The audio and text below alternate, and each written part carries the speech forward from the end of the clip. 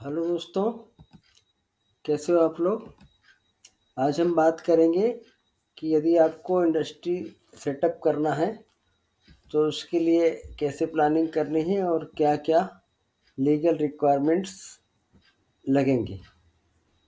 तो हमारा ये कंटेंट आपको बहुत हेल्प करेगा पूरे आपके प्रोजेक्ट को सेटअप करने के लिए। सबसे पहले आपको ये डिसाइड करना है कि लैंड कहाँ पे अवेलेबल है, किस जोन में आपको काम करना है और आपकी कास्टिंग उसकी क्या आ रही है। गवर्नमेंट की लैंड मिल सकती है आपको इंडस्ट्रियल एरिया में या आपको प्राइवेट लैंड आपकी खुद की है। यदि गवर्नमेंट की लैंड में आप प्रोजेक्ट लगाते हैं तो आपको इंफ्रास्ट्रक्चर बेसिकली मिल जाता है डेवलप किया हुआ, जिसमें water supply, electricity, sewage line, drainage line और कनेक्शन इलेक्ट्रिसिटी का इजीली मिल जाएगा। उसमें आपको कुछ ज़्यादा दिक्कत नहीं होगी।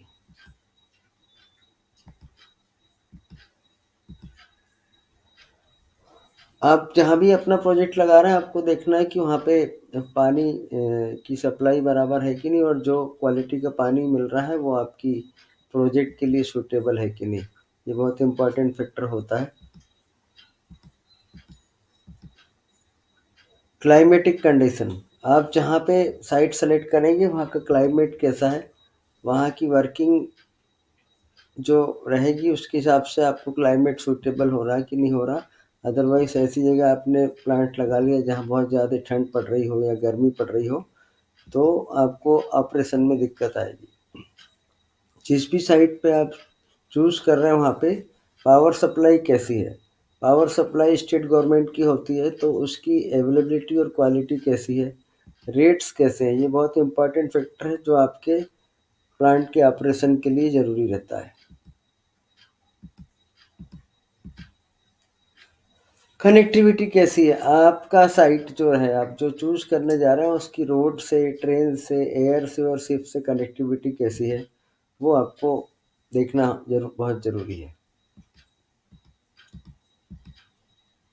रॉ मटेरियल, आप जो भी प्रोजेक्ट डालेंगे उसका रॉ मटेरियल आपको कहाँ से मिलेगा। यदि आपके पास सपोज़ कोई प्रोसेस इंडस्ट्री डाल रहे हैं, फ्रूट पल्प का प्लांट डाल रहे हैं तो वहाँ पे फ्रूट पल्प अवेलेबल है कि नहीं। यदि आप कोई एग्रीकल्चर क्रॉप बेस्ड का प्लांट डाल रहे हैं तो वो सफिशिएंट क्वालिटी की और क्वांटिटी की आपको वहाँ पे रॉ मटेरियल मिलेगा कि नहीं, ये देखना बहुत ज़रूरी। सपोज़ राइस मिल डाल रहे हैं तो वहाँ पे राइस प्रॉपर हो रहा है कि नहीं। सोयाबीन का प्लांट डाल रहा है ऑयल का, तो सोयाबीन वहाँ पे हो रहा है कि नहीं। तो बहुत इंपॉर्टेंट फैक्टर जिससे आपकी ट्रांसपोर्टेड कास्ट बचेगी। फिनिश प्रोडक्ट, जो आप भी प्रोडक्ट बनाएंगे उसका मार्केट कितनी दूर है, कैसी क्वालिटी का आप प्रोडक्ट वहाँ पे बना पाएंगे और आप रीजनेबल प्राइस में उसको कॉम्पिटिटिव प्राइस में मार्केट में दे पाएंगे। ये भी बहुत इंपॉर्टेंट फैक्टर है जिससे साइट सिलेक्शन में आपको हेल्प करेगा। मैन पावर, आप जहाँ भी प्लांट डाल रहे हैं वहाँ पे आपको मैन पावर अवेलेबल है कि नहीं। अदरवाइज आपको मैन पावर की दिक्कत आएगी तो आपका प्लांट परफॉर्मेंस में इशू आएंगे। वेदर कैसा है वहाँ का, रेन बहुत ज़्यादा तो नहीं है या आपको क्लाइमेट के हिसाब से टेम्परेचर्स क्या हैं, ज़्यादा ठंड तो नहीं है, गर्मी तो नहीं पड़ रही या तो आपको वहाँ पे अपने वर्किंग के लिए दिक्कत आएगी। तो ये भी आपको बहुत इम्पोर्टेंट फैक्टर जो आपको सोचना है। अब आप प्लांट जब सेटअप करने जाएंगे तो बहुत सारी लीगल रिक्वायरमेंट्स होती हैं, इस पे ज़रूर आपको ध्यान देना है कि लीगल रिक्वायरमेंट्स क्या-क्या आएंगी जिससे आप अपने प्रोजेक्ट की प्लानिंग अच्छे से कर पाएंगे और उसको एग्जीक्यूट कर पाएंगे। तो जब भी आप प्लांट कहीं डालेंगे तो सबसे पहला होता है इंडस्ट्री डिपार्टमेंट में आपको रजिस्ट्रेशन कराना, जहाँ अपने प्रोजेक्ट को सबमिट करके आपको रजिस्ट्रेशन कराना होता है। उसके बाद वहाँ से आपको फैक्ट्री का लाइसेंस मिलता है। इन्वायरमेंट का क्लियरेंस लेना पड़ता है फ्रॉम पॉल्यूशन कंट्रोल बोर्ड कि आप जो भी प्रोजेक्ट बना रहे हैं उसमें आपको क्या प्रोसेसिंग कैसी रहेगी, आप क्या रॉ मटेरियल यूज़ करेंगे, क्या फ्यूल यूज़ करेंगे, क्या क्या चीज़ें आपका वाटर पोल्यूशन होगा, एयर पोल्यूशन होगा, लैंड पोल्यूशन होगा या आपको दूसरे जो पॉल्यूशन से संबंधित चीज़ें वो आपको वहाँ पे बतानी होगी। अब जब आप सब कर लेंगे तो आपको प्लांट के कंसेंट टू एस्टेब्लिश मिलेगा कि आप अपना प्लांट लगा सकते हैं। तो उसके बाद जब आप प्लांट एस्टेब्लिश कर लेंगे तो आपको वहाँ से पॉल्यूशन कंट्रोल बोर्ड से एयर एंड वाटर की कंसेंट लेनी होगी फॉर ऑपरेशन।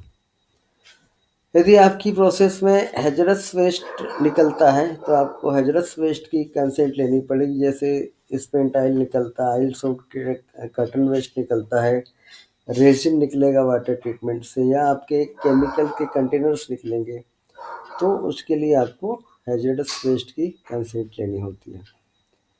यदि आपकी प्रोसेस में प्लास्टिक का यूज होता है या प्लास्टिक वेस्ट जनरेट होता है तो आपको प्लास्टिक वेस्ट जनरेशन का रजिस्ट्रेशन कराना पड़ेगा, जिसको रिसाइकलिंग या रीयूज़ करने के लिए आपको पावर की ज़रूरत पड़ेगी। तो आपको स्टेट इलेक्ट्रिसिटी बोर्ड से पावर कनेक्शन लेना होगा इलेक्ट्रिसिटी का। वो आपका एलटी है या एसटी है, एसटी में 11 केवी है या 33 केवी है, जो हमने अपनी पिछली स्लाइड्स में आपको बताया था कि 11 केवी का कनेक्शन किस कंडीशन में मिलता है, 33 केवी का किस कंडीशन में मिलता है, 132 केवी का कनेक्शन किस में मिलता है, और 220 केवी सप्लाई में कब जाना होता है। फैक्ट्री का लाइसेंस आपको लेना पड़ेगा ऑपरेट करने के लिए कि हमने फैक्ट्री का लाइसेंस ले लिया, हम अपनी प्रोसेस को स्टार्ट कर रहे हैं। वाटर सप्लाई, आपको प्लांट लगाने के लिए वाटर सप्लाई लगेगी। तो यदि आपकी गवर्नमेंट की इंडस्ट्रियल एरिया में आपका प्लांट है तो आपको वहाँ से वाटर सप्लाई का कनेक्शन लेना होगा। कॉमन ट्रीटमेंट फैसिलिटी, यदि आपके एरिया में जहाँ प्लांट सेटअप करना है तो वहाँ पे यदि कॉमन ट्रीटमेंट फैसिलिटी है फॉर इफ्लुएंट को ट्रीटमेंट करने के लिए, तो आपको बहुत बड़ी सुविधा मिलेगी कि आपको अपना इफ्लुएंट ट्रीटमेंट लगाने की आवश्यकता नहीं पड़ेगी। डीजी सेट, जब आप प्लांट सेटअप करेंगे तो आपको स्टेट इलेक्ट्रिसिटी बोर्ड से काम चलेगा। यदि आपकी कंटिन्यूस प्रोसेस है तो आपको डीजी सेट्स लगाने पड़ेंगे, और डीजी सेट जब लगाने की प्लानिंग करेंगे तो डीजी सेट की ड्राइंग अप्रूवल करानी पड़ती है और डीजी सेट की परमिशन लेनी पड़ती है इलेक्ट्रिकल चीफ इलेक्ट्रिकल इंस्पेक्टरेट से, हेल्थ इलेक्ट्रिकल सेफ्टी डिपार्टमेंट से। यदि आपकी प्रोसेस में पेट्रोलियम प्रोडक्ट का कुछ यूज़ हो रहा है तो आपको एक्सप्लोजिव लाइसेंस लेना पड़ेगा पेट्रोलियम प्रोडक्ट को स्टोरेज के लिए और यूजेस के लिए। आपका यदि प्लांट में कुछ इमरजेंसी सिचुएशन आ सकती है तो आपको ऑनसाइट इमरजेंसी प्लान बनाना पड़ेगा, जिसको गवर्नमेंट से अप्रूव कराना पड़ेगा, और उसकी फॉर्मेलिटीज़ होती है इंडस्ट्रियल डिपार्टमेंट से, जो आपको लेना होगा। यदि आपकी प्रोसेस में कुछ स्पेसिफिक रिक्वायरमेंट है तो उसकी परमिशन आपको देखनी होगी कि उसकी परमिशन लेने के लिए कंसर्न डिपार्टमेंट से आपको अप्रोच करनी है। यदि आपको बोरवेल्स कराने हैं, प्राइवेट लैंड है या फिर आपकी पानी की सप्लाई स्टेट गवर्नमेंट से नहीं हो सकती है, तो आपको सेंट्रल ग्राउंड वाटर अथॉरिटी से बोरवेल की परमिशन लेनी होगी बोरवेल्स को यूज़ करने के लिए।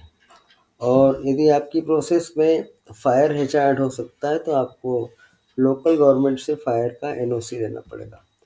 तो मुझे लग रहा है कि आपको ये कंटेंट पसंद आया होगा और आपके प्रोजेक्ट को सेटअप करने के लिए बहुत हेल्प करेगा।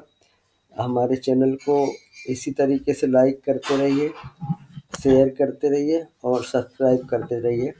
थैंक यू, धन्यवाद।